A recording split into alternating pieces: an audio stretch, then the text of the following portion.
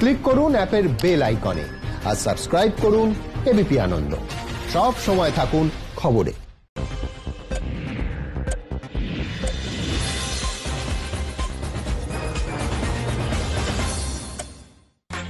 নমস্কার, দেখছেন এবিপি আনন্দ। 7টায় বাংলার এই পর্যায়ে আপনাদের সঙ্গে আমি শুভ্রজিৎ। করোনার জেরে এবছর পুরীর রথযাত্রা স্থগিত। ভক্তদের স্বাস্থ্যের কথা ভেবে সিদ্ধান্ত জানালো সুপ্রিম কোর্ট।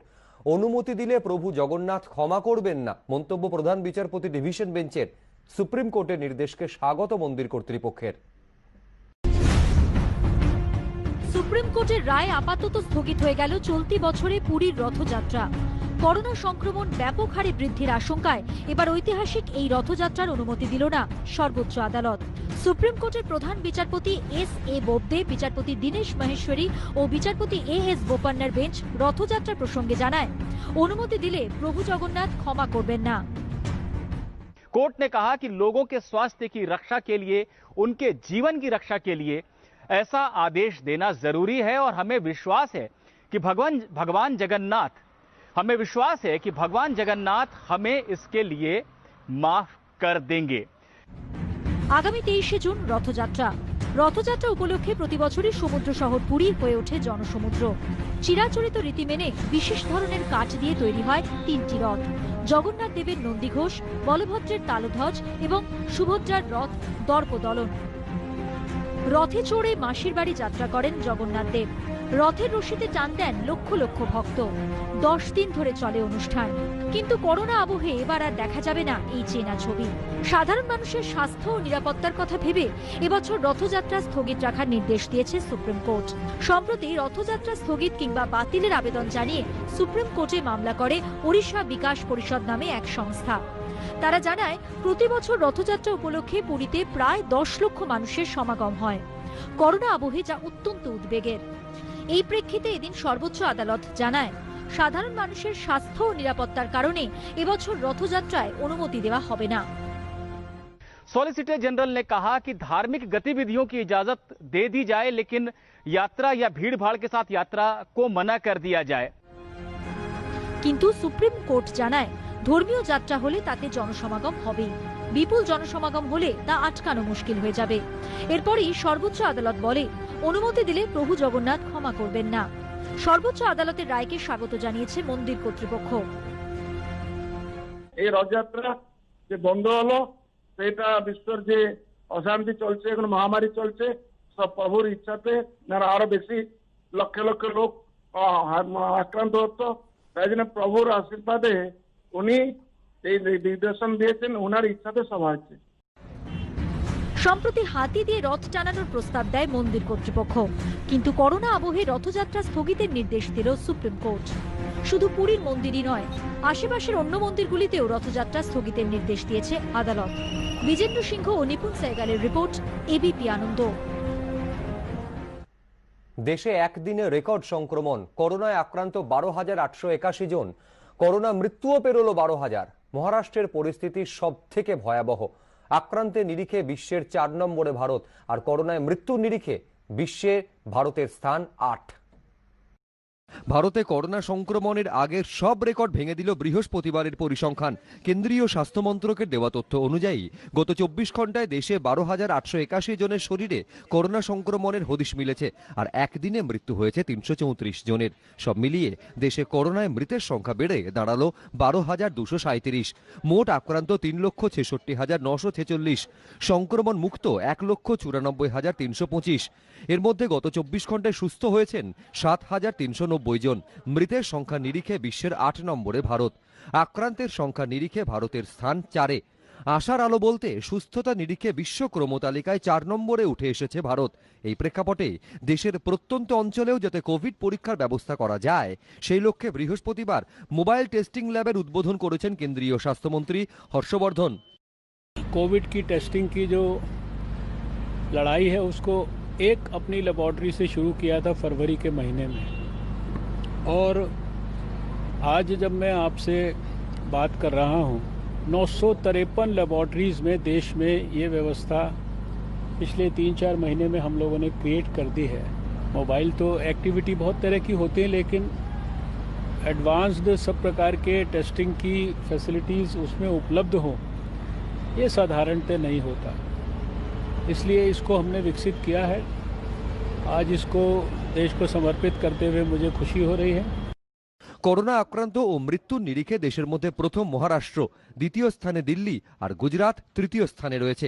এরই মাঝে কর্ণাটকের বিডাডিতে একটি গাড়ি কারখানায় থাবা বসিয়েছে করোনা ভাইরাস। সংক্রমিত সেখানকার 2 কর্মী। তাদের সংস্পর্শে আসা ব্যক্তিদের কোয়ারেন্টিনে রাখা হবে বলে স্থানীয় প্রশাসনের তরফে জানানো হয়েছে। এবিপি আনন্দ। লাদাখ পরিস্থিতি নিয়ে আগামীকাল প্রধানমন্ত্রীর ডাকে সর্বদলীয় বৈঠক। ভিডিও কনফারেন্সের মাধ্যমে বৈঠকে যোগ দেবেন স্বীকৃত রাজনৈতিক দলের প্রধানরা। তৃণমূল নেত্রীও আগামীকালের ভিডিও কনফারেন্সে থাকবেন বলে জানিয়েছেন। 2019-এর 16 ফেব্রুয়ারি পুলওয়ামা হামলার পর সর্বদলীয় বৈঠকে বসেছিল মোদী সরকার। এবার লাদাখে প্রকৃত নিয়ন্ত্রণ রেখায় চীনের আগ্রাসনে 20 জন ভারতীয় সৈনিকের মৃত্যুর পর শুক্রবার ফের সর্বদলীয় বৈঠকে বসতে চলেছে কেন্দ্র। বৈঠক বিকেল 5টায়। সমস্ত স্বীকৃত রাজনৈতিক দলের প্রধানরা ভিডিও কনফারেন্সের মাধ্যমে ওই বৈঠকে যোগ দেবেন। বাংলার মুখ্যমন্ত্রী তথা তৃণমূল নেত্রী মমতা বন্দ্যোপাধ্যায় জানিয়েছেন, যেহেতু দেশের স্বার্থ জড়িত রয়েছে তাই শুক্রবারের বৈঠকে তিনি উপস্থিত থাকবেন। চীন এমন একটা রাষ্ট্র যাদের কোনোভাবে বিশ্বাস করা যায় না, একটা অবিশ্বস্ত একটা রাষ্ট্র যাদের নিজেদের দুর্বলতা ঢাকার জন্য ইচ্ছাকৃতভাবে ভারতবর্ষের উপরে তারা আক্রমণ করছে। চীনের এই আগ্রাসী মনোভাব চিরকালের মতো বন্ধ করে দেওয়ার জন্য যে ভাষায় কথা বললে ওরা বুঝবে সেই ভাষা প্রয়োগ করতে হবে এবং যেভাবে প্রতিহত করা দরকার ঠিক সেইভাবে তাদেরকে কড়া জবাব দিতে হবে। বুধবার দেশের করোনা পরিস্থিতি নিয়ে বিভিন্ন রাজ্যের মুখ্যমন্ত্রীদের সঙ্গে ভিডিও কনফারেন্সে বৈঠক করেন প্রধানমন্ত্রী, কিন্তু বক্তা তালিকায় না থাকায় মুখ্যমন্ত্রী সেই বৈঠকে যোগ দেননি। তা নিয়ে তৃণমূল ও বিজেপির মধ্যে চাপানুতোর চললেও সর্বদল বৈঠকের আগে অন্য আবহ। সীমান্তে চীন এবং ভারতের মধ্যে যে উত্তেজনা, সেই উত্তেজনার পরিপ্রেক্ষিতে প্রধানমন্ত্রী সর্বদলীয় মিটিং ডাকাটা অত্যন্ত দৃঢ় পদক্ষেপ এবং সঠিক পদক্ষেপ। শোনা গেছে পশ্চিমবাংলার মুখ্যমন্ত্রীও এই মিটিং এ থাকবেন, এই সিদ্ধান্ত নিয়েছেন। অত্যন্ত সঠিক সিদ্ধান্ত, কারণ রাজনৈতিক বিভাজন থাকতে পারে কিন্তু দেশটা সবার। তবে রাজনৈতিক দরজা যে একেবারেই চলছে না এমনটা মোটেই নয়। প্রধানমন্ত্রীর বৈঠককে স্বাগত জানালেও প্রকৃত নিয়ন্ত্রণ রেখায় চীনা সেনার আগ্রাসন নিয়ে মোদী সরকারকে নানা প্রশ্ন ছুড়ে দিয়েছে কংগ্রেস। কটাক্ষের সুরেই তার জবাব দিয়েছে বিজেপি। भारत इस विषय पे अपने देश की प्रभुसत्ता और अखंडता पर एक है। सरकार का भी दायित्व है कि देश को विश्वास मिले। संसद की समिति को भी सरकार को सारे तथ्य बताने चाहिए। भारत की संसद के दोनों सदनों का प्रस्ताव है भारत की जमीन के बारे में जो लद्दाख में है, वो सारे तथ्य देश के सामने आने चाहिए। ऐसे समयों में पूरे देश को यूनाइट होकर राजनीति से ऊपर उठकर सरकार और सेना के साथ खड़ा होना होता है। पर यह इस देश का दुर्भाग्य है कि देश का जो प्रधान विपक्षी दल है, मुख्य विपक्षी दल कांग्रेस है, वो ऐसे बयानबाजी में लिप्त रहता है कि उस बयानबाजी से भारत को कोई फायदा नहीं है, बल्कि भारत के विरोधियों को, भारत के शत्रुओं को बहुत अच्छा आर्गुमेंट मिल जाते हैं। লাদাখের গালওয়ান উপত্যকায় ভারত চীন সংঘাতের আবহ তৈরি হয়েছিল মে মাসের গোড়া থেকে। আলাপ আলোচনার মধ্যে গত 15 জুন রাতে চীনা বাহিনীর অতর্কিত হামলায় প্রাণ হারান 20 জন ভারতীয় জওয়ান। অভিযোগ ওঠে চীনা সেনার সঙ্গে সংঘাতের পর কয়েকজন ভারতীয় জওয়ান নিখোঁজ। এই মর্মে আন্তর্জাতিক সংবাদ মাধ্যমেও খবর প্রকাশিত হয়। বৃহস্পতিবার ভারতীয় সেনা বিবৃতিতে জানায়, গালওয়ান উপত্যকায় চীনা সেনার সঙ্গে সংঘাতের পরে কোনো ভারতীয় জওয়ান নিখোঁজ হননি। বিজেন্দ্র সিংহ, আশাবুল হোসেন ও দীপক ঘোষের রিপোর্ট, এবিপি আনন্দ। চীনা আগ্রাসনের প্রতিবাদে সীমান্তে সেনা সমাবেশ বাড়াচ্ছে ভারত। জম্মু কাশ্মীর থেকে লাদাখের দিকে পাঠানো হচ্ছে আরো বেশি সংখ্যক জওয়ান। অন্যদিকে উত্তরাখণ্ডের যোশী মঠ থেকে উত্তরকাশীর ভৈরব ঘাঁটিতেও বাড়ানো হচ্ছে সেনার সংখ্যা।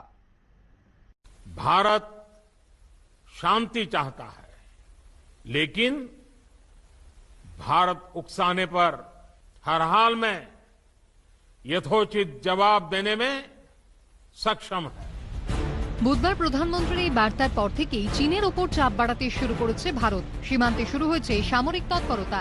এই ছবি জম্মু কাশ্মীরের পাহাড়ি রাস্তা ধরে লাদাখের চীন সীমান্তের দিকে এগোচ্ছে সেনার বিশাল কনভয়।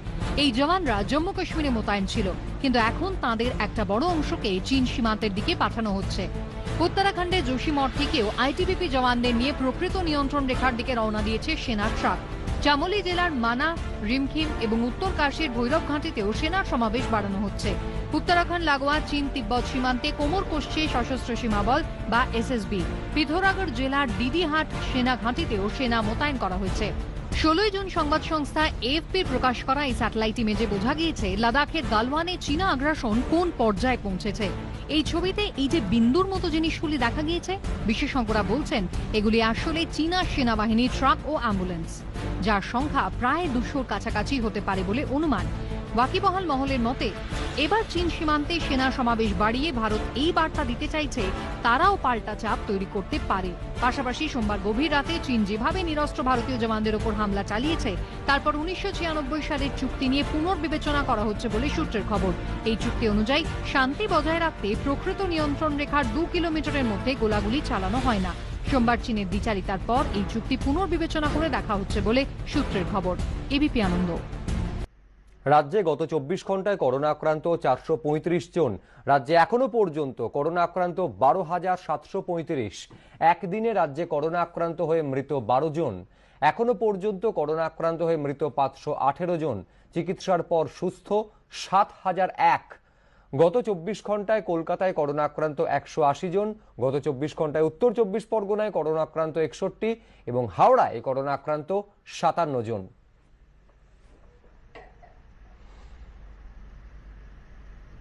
জিপিওর এক কর্মী করোনা আক্রান্ত, তাই আজ এবং আগামীকাল জিপিও বন্ধ রাখার সিদ্ধান্ত কর্তৃপক্ষের। এনআরএস হাসপাতালেও আবার 5 জন রোগী করোনা পজিটিভ, তাদের অন্য হাসপাতালে স্থানান্তরিত করার সিদ্ধান্ত। করোনা আতঙ্কে দুদিনের জন্য বন্ধ করে দেওয়া হলো কলকাতার জিপিও। সূত্রের খবর, বারাসাতের বাসিন্দা জিপিওর এক কর্মী করোনা আক্রান্ত, সে কারণে দুদিনের জন্য বন্ধ করে দেওয়া হলো জিপিও। ওই অফিসে বৃহস্পতি ও শুক্রবার জীবাণুমুক্ত করার কাজ হবে বলে জানানো হয়েছে। ডাকঘর কর্তৃপক্ষ সূত্রে খবর, জিপিওর সেভিংস ব্যাংক বিভাগের এক কর্মী 4 জুন অফিসে এসেছিলেন, তারপর তিনি করোনা আক্রান্ত হন। এরই মধ্যে এনআরএস মেডিকেল কলেজ হাসপাতালের 5 রোগী corona positive. NRS medical college হাসপাতাল সূত্রে খবর, এক প্রসূতির সন্তান প্রসবের পর করোনা পরীক্ষার রিপোর্ট পজিটিভ আসে। এছাড়াও সার্জারি বিভাগে 2 জন মহিলার নমুনা পরীক্ষার রিপোর্ট পজিটিভ এসেছে। পুরুষদের মেডিসিন বিভাগেও 2 রোগী করোনা আক্রান্ত হয়েছেন। এনআরএস মেডিকেল কলেজ হাসপাতাল সূত্রে খবর, প্রসূতি ও সদ্যজাতকে কলকাতা মেডিকেল কলেজ হাসপাতালে স্থানান্তরিত করা হবে। বাকি 4 জনকে কলকাতা মেডিকেল কলেজ হাসপাতাল, এমআর বাঙুর ও বেলেঘাটা আইডি হাসপাতালে স্থানান্তরিত করা হবে। 4 জন রোগীকে ভর্তির সময় থেকে সন্দেহ হওয়ায় ওয়ার্ডের মধ্যে আইসোলেশনে রাখা হয়েছিল বলে দাবি এনআরএস কর্তৃপক্ষের। সন্দীপ সরকার ও ঝিলম করঞ্জায়ের রিপোর্ট, এবিপি আনন্দ, কলকাতা।